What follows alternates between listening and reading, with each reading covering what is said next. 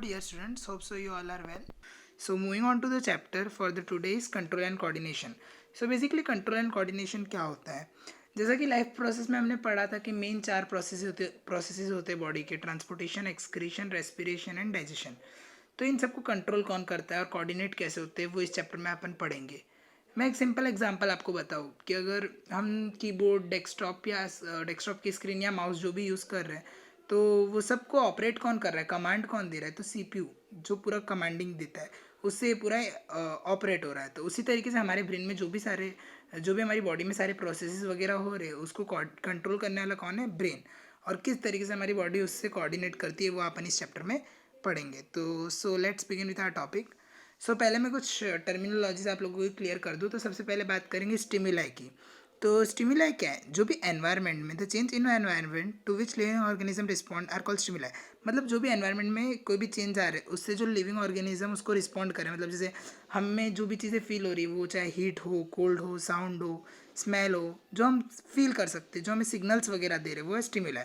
और कोऑर्डिनेशन मतलब जो स्टिमुलस से हमारी बॉडी कोऑर्डिनेट कर रही है। मतलब एक नॉर्मल एग्जांपल ले तो अगर सपोज मैं गर्म तवे को टच कर रहा हूँ या गर्म पानी में हाथ डाल रहा हूँ तो तुरंत मेरा हाथ पीछे चला जा रहा है। तो वो क्या है? कोऑर्डिनेट करना, कि कैसे स्टिमुलस से मेरा स्टिमुलस आने पे मेरी बॉडी कोऑर्डिनेट कर रही है और हाथ तुरंत हट जा रहा है। अब कोऑर्डिनेशन एनिमल्स में नर्वस सिस्टम और एंडोक्राइन ग्लैंड करता है, और प्लांट में प्लांट हार्मोन्स और फाइटो हार्मोन्स करते हैं। अब नर्वस सिस्टम क्या है? नर्वस सिस्टम में ग्रुप ऑफ ऑर्गन्स इन्वॉल्व है। ब्रेन और स्पाइनल कॉर्ड मिलके जो रोल प्ले कर रहे हैं वो नर्वस सिस्टम है। और एंडोक्राइन सिस्टम के बारे में मैं आगे डिटेल में पढ़ाऊंगा। अब एनिमल्स में कोऑर्डिनेशन होता कैसे? तो एनिमल में नर्वस सिस्टम में ब्रेन, स्पाइनल कॉर्ड और नर्व्स होती है, जैसा कि मैंने आपको बताया। तो सबसे पहले होता है रिसेप्टर्स। रिसेप्टर मतलब जो भी सेंसरी ऑर्गन्स होते हैं ना, जो सेंस करने वाले ऑर्गन्स होते हैं, उनमें रिसेप्टर्स होते हैं कि हमें सेंस फील हो सकता है। जैसे फोटो रिसेप्टर देखने में हेल्प करते हैं, लाइट डिटेक्ट करते हैं। फोनो रिसेप्टर साउंड डिटेक्ट करते हैं। ऑल्फैक्टरी रिसेप्टर स्मेल वगैरह डिटेक्ट करते हैं। गस्टेटरी रिसेप्टर टेस्ट डिटेक्ट करते हैं। और टेंगो रिसेप्टर टच वगैरह डिटेक्ट करते हैं। तो ये था रिसेप्टर की बात। और इफेक्टर, रिसेप्टर सेंसरी के लिए यूज़ होते हैं और इफेक्टर मोटर नर्व्स के लिए यूज़ होते हैं, मतलब मसल्स या ग्लैंड्स वगैरह में। और सिमिलरली दो नर्व्स होती है, सेंसरी नर्व्स और मोटर नर्व्स। ये है ह्यूमन नर्वस सिस्टम का डायग्राम। इतना डिटेल में हमें जाने की ज़रूरत नहीं है। अब ह्यूमन नर्वस सिस्टम दो में डिवाइड है, सेंट्रल नर्वस सिस्टम और peripheral nervous system. Central nervous system में दो पार्ट्स है। ब्रेन और स्पाइनल कॉर्ड मिलकर सेंट्रल नर्वस सिस्टम बनाते हैं।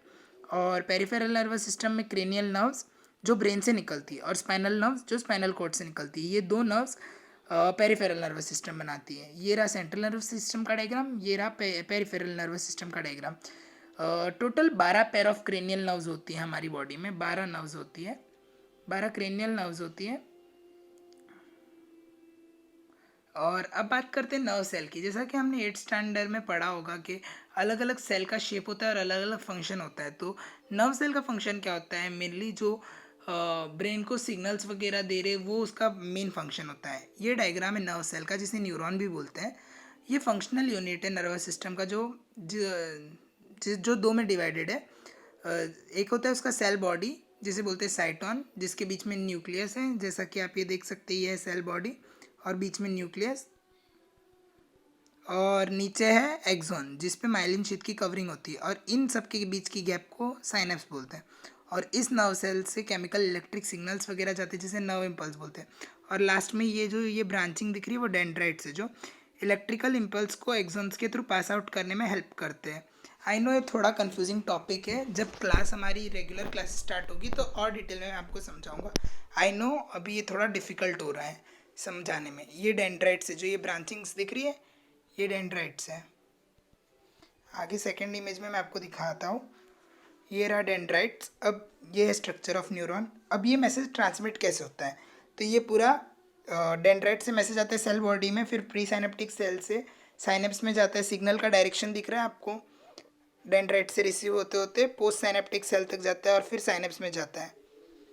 अब बात करेंगे ब्रेन की। तो ब्रेन मेनली तीन में डिवाइड है, फोर ब्रेन, मिड ब्रेन और हैंड ब्रेन। अब ब्रेन में सेरेब्रम होता है और ऑल्फैक्टरी लोब होता है। और फोर ब्रेन क्या करता है? थिंकिंग पार्ट ऑफ ब्रेन, मतलब जितनी वॉलेंट्री एक्शन है जो हमारे कंट्रोल में होती है वो सारी एक्टिविटी फोर ब्रेन करता है। मिड ब्रेन क्या करता है? जो हमारे हाथ में नहीं है, मतलब जो हम कंट्रोल नहीं करते, जैसे कि इनवॉलेंट्री एक्शंस, वो मिड ब्रेन करता है। और हैंड ब्रेन में सेरेबेलम, पोन्स और मेडुला होता है। सेरेबेलम का फंक्शन क्या है, वो बॉडी का पोस्चर मतलब बॉडी का पोजीशन वगैरह मेंटेन करता है। पॉन्स रेस्पिरेशन कंट्रोल करता है। और medulla heart beat, blood pressure, swallow करना, कफ, स्नीज, ये सब करना कंट्रोल में करता है। ये ब्रेन का डायग्राम है। ब्रेन मेनली 4 लोब में डिवाइड है: occipital lobe, parietal lobe, frontal lobe, temporal lobe. और ये जैसा कि नीचे देख सकते हैं, ये है पॉन्स, मेडुला और स्पाइनल कॉर्ड।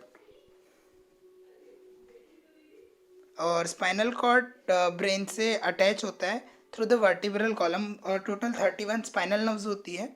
और ये मैसेज ले जाती है ब्रेन को। और रिफ्लेक्स एक्शन भी कंट्रोल करता है। रिफ्लेक्स एक्शन के बारे में आने वाले वीडियो में अपन पार्ट 1 वीडियो में जैसा कि हमने स्पाइनल कॉर्ड तक यहाँ तक हमने पढ़ा था। अब नेक्स्ट टॉपिक पे मूव करते रिफ्लेक्स एक्शन। तो बेसिकली रिफ्लेक्स एक्शन क्या है, नाम से पता चल रहा है। जैसे हम कभी भी कोई गर्म चीज़ को टच करते हैं तो 0.2 में हम वहाँ से अपना हाथ हटा ले रहे हैं। तो रिफ्लेक्स एक्शन वैसे ही डिफाइन कर रहा है कि it is a sudden, unconscious and involuntary response of the effector to a stimulus. मतलब तुरंत हमारी बॉडी बिना कुछ सोचे समझे कोई भी गर्म चीज़ या कोई भी इनअप्रोप्रिएट चीज़ हमारी जो बॉडी को लग रही है वहाँ से वो अपना रिस्पॉन्स हटा ले रही है। तो वो है रिफ्लेक्स एक्शन। जैसे कि एग्जांपल में लिखा है कि हम हमारा हाथ तुरंत किसी भी हॉट ऑब्जेक्ट से हटा लेते हैं। अब रिफ्लेक्स एक्शन होता कैसे, इसमें सेंसरी नर्व्स और मोटर नर्व्स दोनों रोल प्ले करती है। किस तरीके से वो मैं आपको समझाऊंगा। रिफ्लेक्स एक्शन में जो नर्व एंडिंग्स होती है या छोटे छोटे जो स्किन रिसेप्टर होते हैं, जैसे कि पार्ट 1 वीडियो में मैंने बताया था टेंगो रिसेप्टर जो स्किन सरफेस पे पाए जाते हैं, या अलग रिसेप्टर, कोई भी रिसेप्टर।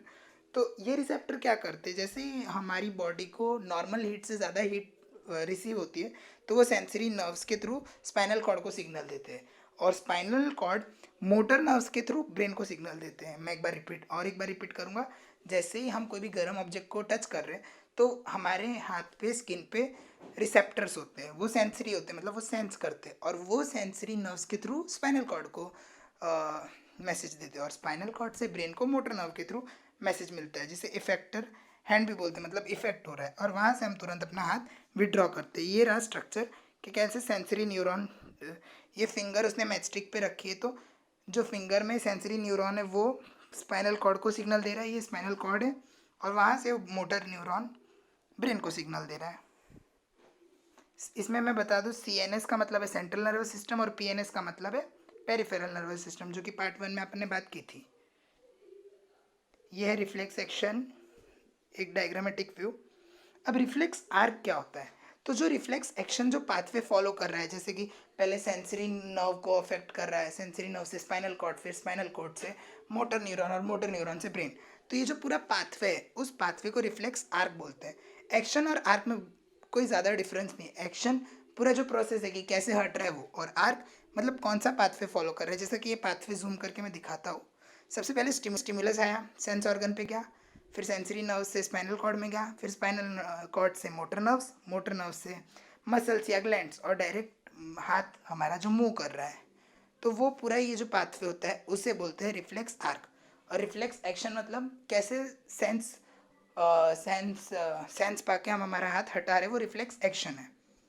ये है रिफ्लेक्स आर्क का डायग्राम। अब अभी ये जो पूरा कोऑर्डिनेशन की बात की थी वो था एनिमल्स में। अब प्लांट्स में कोऑर्डिनेशन कैसे होता है, तो in plant control and coordination done by chemical substance. बहुत सारे केमिकल सब्सटेंस होते हैं जिसे प्लांट हार्मोन्स या फाइटो हार्मोन्स भी बोलते हैं। जैसे हमारे में एंडोक्राइन सिस्टम और नर्वस सिस्टम रोल प्ले करते हैं, तो प्लांट्स में हार्मोन्स रोल प्ले करते हैं। और मेनली ये कौन से हार्मोन है, auxins, gibberellins, cytokinins, abscisic acid and ethylene, ये 5 हार्मोन्स हैं। Auxins, gibberellins, cytokinins, abscisic acid and ethylene. अब ऑक्सिन क्या करता है, प्लांट में सेल डिवीजन, सेल का एलोंगेशन और सेल ग्रोथ में हेल्प करता है। जिबरलिन्स क्या करता है, प्लांट की जो स्टेम और ब्रांचेस की ग्रोथ है उनमें हेल्प करता है। साइटोकाइनिन्स क्या करता है, सेल डिवीजन में हेल्प करता है और फ्रूट्स और सीड बनाने में हेल्प करता है। और एब्सिसिक एसिड क्या करता है, एब्सिसिक एसिड क्या करता है, ग्रोथ एक लेवल तक बढ़ने देता है और उसके बाद विल्टिंग ऑफ लीफ को अफेक्ट करता है, मतलब कंट्रोल में रखता है कि लीव्स वगैरह खराब ना हो। और इथिलीन क्या करता है, प्लांट में फ्लावरिंग में हेल्प करता है और फ्रूट को पकाने में हेल्प करता है। अब प्लांट में मूवमेंट कैसी होती है? तो जैसा कि हमने पहले भी कभी सुना होगा कि हम घर में भी जब भी प्लांट लगाते हैं तो ऐसे एरिया में लगाते हैं जहाँ सफिशिएंट सनलाइट आ पाए। तो सिमिलरली मूवमेंट इन प्लांट्स क्या होता है ये मैं आपको बताना चाहूँगा कि मूवमेंट इन प्लांट्स दो तरह के हो सकते हैं, ट्रॉपिक मूवमेंट और नेस्टिक मूवमेंट।